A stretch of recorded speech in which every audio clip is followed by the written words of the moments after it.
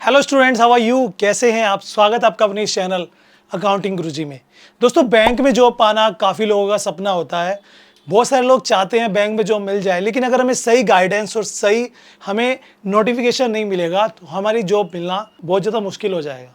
Reason यही है क्योंकि बहुत सारे बच्चों को अब तक बस यही पता है कि बैंक में पीओ या कलर की जॉब के लिए ही हम अप्लाई कर सकते हैं, ईजी रहता है, अच्छा रहता है। लेकिन एक और पोस्ट होती है बैंक में, जिस पर्टिकुलर पोस्ट में कंपटीशन बहुत कम होता है, जिस पर्टिकुलर पोस्ट में आपके जॉब के चांसेस पीओ और क्लर्क से 300% ज़्यादा होते हैं। ऐसी कौन सी पोस्ट है, उसमें कैसे आप अप्लाई कर सकते हो, क्या क्या बेनिफिट्स वहाँ पर मिलने वाले हैं, सैलरी क्या रहेगी, एलिजिबिलिटीज़ क्या है, एवरीथिंग डिस्कस करेंगे। जी हाँ स्टूडेंट, मैं बात कर रहा हूँ आज बैंक एसओ यानी कि स्पेशलिस्ट ऑफिसर। जैसे आपको पता है बैंक में क्लर्क होता है जिनका काम कैशियर, एज ए कैशियर काम करना होता है, बिल वगैरह पास करना, अकाउंट कैश बुक मेंटेन करना। पीओ का काम होता है चेक वगैरह पास करना, लोन वगैरह हैंडल करना। लेकिन इनसे ऊपर भी होते हैं जो एज ए जूनियर मैनेजर के तौर पर काम करते हैं, क्योंकि बैंक में मैनेजर की पोस्ट के लिए कोई वैकेंसी नहीं निकलती, हमेशा जूनियर्स को प्रमोट किया जाता है। तो कुल मिला के बात ऐसी है कि स्पेशलाइजेशन ऑफिसर अगर आप बनना चाहते हैं तो मेरी इस वीडियो को लास्ट तक जरूर से देखना, पूरी डिटेल में आपको बताने वाला हूँ। तो सबसे पहले बात करते हैं व्हाट इज एसओ। एसओ है क्या? एसओ एक स्पेशलिस्ट ऑफिसर होता है बैंक में जो स्पेसिफिकेशन स्टडी के बाद अप्लाई कर सकते हैं। इसके लिए मिनिमम क्वालिफिकेशन होती है graduation plus PG post graduation course जो स्पेशलाइजेशन होता है, जैसे एमबीए वाले, जैसे एमए वाले जो हिंदी से एमए करते हैं, संस्कृत से एमए करते हैं, या किसी लोकल लैंग्वेज से एमए करते हैं जैसे पंजाबी, गुजराती, मराठी, तमिल, तेलुगु। उसके अलावा जो एमबीए वाले होते हैं, जो सीए होते हैं, जो सीएमए होते हैं, जो सीएस होते हैं, जो एलएलबी किए हुए स्टूडेंट होते हैं। तो ये समझ रहे हो, हर एक फील्ड के स्टूडेंट्स के लिए वैकेंसीज होती है। एग्रीकल्चर से जिन्होंने मास्टर किया हुआ है उनके लिए वैकेंसीज होगी। यहाँ पर प्लस पॉइंट क्या है कि जिस पर्टिकुलर स्ट्रीम या ट्रेड की वैकेंसी निकली है वही स्टूडेंट वहाँ पर अप्लाई करेंगे। तो अभी क्या है कि आप अगर कलर की जॉब के लिए अप्लाई कर रहे हो या पीओ की जॉब के लिए अप्लाई कर रहे हो तो साइंस, कॉमर्स, आर्ट्स सभी बच्चे अप्लाई करते हैं, किसी भी स्ट्रीम के हो, ऑल ओवर इंडिया से। उसमें ऐसा नहीं है। तो आइए जानते हैं कंप्लीट इन्फॉर्मेशन। देखो, सबसे पहली चीज़ आती है कि अगर आपको बैंक में जॉब चाहिए तो आपको ये समझना होगा कि बैंक में पोस्ट कौन कौन सी होती है। अगर मैं बैंक में पोस्ट की बात करूं तो बैंक में एसओ की जो पोस्ट होती है उसमें आईटी ऑफिसर होता है, जिसके लिए बीटेक मांगते हैं, या आपने कोई पर्टिकुलर कोर्स का रखा हो आईटी फील्ड का। या एचआर की एक पोस्ट होती है, पर्सनल ऑफिसर की एक पोस्ट होती है जिसके लिए एमबीए चाहिए होता है, एचआर से, मार्केटिंग से, फिनेंस से। इनके लिए मार्केटिंग ऑफिसर के लिए एमबीए इन मार्केटिंग चलता है। एग्रीकल्चर फील्ड ऑफिसर के लिए एग्रीकल्चर से आपने मास्टर्स किया हुआ होना चाहिए।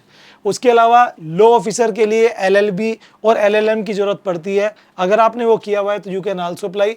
एक होता है राजभाषा अधिकारी, उसके लिए हिंदी वाले, संस्कृत वाले, स्टेट लैंग्वेज वाले अप्लाई कर सकते हैं।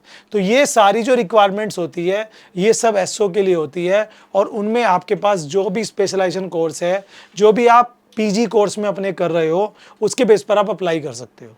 तो मैंने बताया एमबीए वाले, किसी भी ट्रेड से एमबीए कर रहे हो, लॉ करने वाले, सीए करने वाले, बीटेक करने वाले, और एमए हिंदी और स्टेट लैंग्वेज करने वाले कैन अप्लाई फॉर एसओ। अब बात आती है, सर ये पोस्ट है, इसमें काम क्या होता है? जिस पर्टिकुलर फील्ड में आप अप्लाई करते हो वो काम आप संभालते हो। अगर आप एज ए एग्रीकल्चर ऑफिसर हो तो जो एग्रीकल्चर फील्ड के लोन होते हैं उन्हें उनमें क्या क्या चीज़ें देखी जाती हैं, कैसे पास करना। एग्रीकल्चर फील्ड के लिए बैंक जो काम कर रहा है उसके रिगार्डिंग आप उसमें मतलब लीड करोगे। लॉ ऑफिसर जो है, जो टेक्निकल बैंक के लॉ वर्क हैं, जैसे कोई केस हो गया बैंक के ऊपर, या बैंक का कोई लीगल वर्क है, वो उसको हैंडल करते हैं। आईटी फील्ड वाले जो कंप्यूटर वर्क होता है उसमें आईटी फील्ड जो काम करती है उसके लीड करते हैं। तो ये सारी पोस्ट होती है। दोस्तों, इस एग्ज़ाम में दो सेम प्रोसेस होता है, दो एग्ज़ाम होंगे, एक प्री एक मेंस, उसके बाद एक इंटरव्यू प्रोसेस होता है।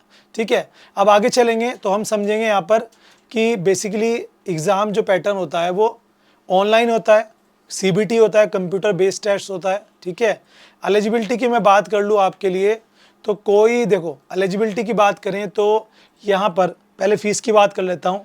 अगर आप जनरल ओबीसी से हैं तो आपको देने होंगे यहाँ पर 850 रुपये फीस के, जो इसका एग्ज़ाम फीस होती है। SC ST है या PWD है तो आपको 175 रुपये देने होते हैं। एलिजिबिलिटी के लिए सिंपल सा फंडा ये है कि भाई आप जो हैं इंडियन होने चाहिए, ठीक है, और साथ में एजुकेशन आपकी ग्रेजुएशन प्लस जो भी स्पेशलाइजेशन है वो आपने किया हुआ हो। ठीक है, अलग अलग है, आप खुद देख सकते हैं। MBA हो गया, MMS हो गया, है ना, PGDBA हो गया, ये हो गया आपका मार्केटिंग के लिए। और labour law, social work, HRD, इससे आपने कर रखा है अगर पोस्ट ग्रेजुएशन तो हो गया आपका HR के लिए। बैचलर डिग्री लॉ से की हुई है तो हो गया आपका लॉ के लिए। राजभाषा के लिए आपने किया हुआ संस्कृत से, हिंदी से, इंग्लिश से पोस्ट ग्रेजुएशन यानी कि MA। एग्रीकल्चर से 4 साल का आपने कोई एग्रीकल्चर इंजीनियरिंग या एग्रीकल्चर डिप्लोमा डिग्री किया हुआ है तो। IT ऑफिसर के लिए डोएक का B लेवल किया हुआ है, या आपने BTech किया हुआ है, या आपने कंप्यूटर साइंस से BSc या MSc की हुई है तो आप इसमें अप्लाई कर सकते हैं। ठीक है दोस्तों, ये सारा। एज की बात कर लेते हैं तो एज यहाँ पे 30 साल तक अप्लाई कर सकते हैं। 21 से 30 साल जो है इनका एज का जो है यहाँ पर एलिजिबिलिटीज रहती है। अब रिटेंशन वगैरह आपको मिलता रहेगा। अब चल समझते हैं, सैलरी भी बताऊंगा आगे, पहले एग्जाम समझ लो। जो इसका एग्जाम होता है वो हर साल एंड ऑफ द ईयर नवंबर दिसंबर के अराउंड निकलती हैं। हर बैंक अपने हिसाब से वैकेंसीज निकालता है, कहीं पे 10, कहीं पे 20, कहीं पे 50। तो बहुत सारी गवर्नमेंट वेबसाइट्स है जहाँ पे आप जाके चेक कर सकते हो। बैंक की ऑफिशियल वेबसाइट्स होती हैं, या गूगल पे आप सर्च करोगे तो वहाँ पे लेटेस्ट इन्फॉर्मेशन मिल जाएगी जब भी वैकेंसीज निकलती हैं। इन वैकेंसी में जो पहला एग्जाम होता है उसमें इंग्लिश, रीजनिंग और मैथ 3 सब्जेक्ट आते हैं।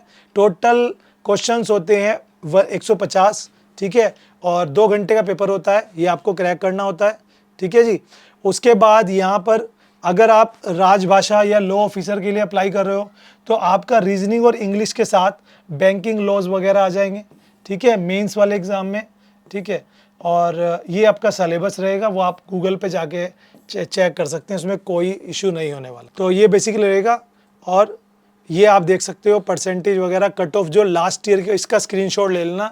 जो लोग ये जानना चाहते हैं कितनी कट ऑफ आई, तो आप टोटल 100 में से देख लो ये कट ऑफ आती है। आप इस हिसाब से कास्ट वाइज दे रखी है, स्क्रीनशॉट लेके चेकआउट कर लेना किस किस पोस्ट की कितनी कट ऑफ आती है। सैलरी की बात करें तो सैलरी आप 55,000 के आसपास मान के चलिएगा, इन हैंड में बता रहा हूँ। बाकी जोड़ेंगे तो 40-45 प्लस उसमें DA, TA, HRA सारी चीज़ें मिलती है, तो 50, 55, 60 के करीब सैलरी पहुँच जाती है। ये एक रेपुटेटिव जॉब होती है, वर्कलोड कम होता है, बैंक में एक काफ़ी मतलब कहें तो एक वेल मैनर्ड जॉब मानी जाती है। इस जॉब में एक और अच्छी बात है कि आप डायरेक्ट कस्टमर से इंटरेक्ट नहीं करते। एक कलर की जॉब बैंक में वो बहुत सिरदर्द की जॉब होती है, क्योंकि उसमें कस्टमर से इंटरेक्ट करते हैं, प्रेशर रहता है ना। इसमें आप लीड करोगे अपने अंडर काम करने वालों को, तो एक ऑफिसर रैंक की जॉब होती है।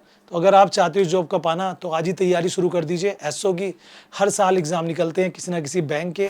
SBI अपने एग्ज़ाम खुद कराता है, बाकी बैंक के एग्ज़ाम्स IBPS कंडक्ट करता है। वीडियो की जानकारी अच्छी लगी है तो लाइक कीजिए, और ऐसी मोर इन्फॉर्मेटिव वीडियोस के लिए सब्सक्राइब अकाउंटिंग गुरुजी।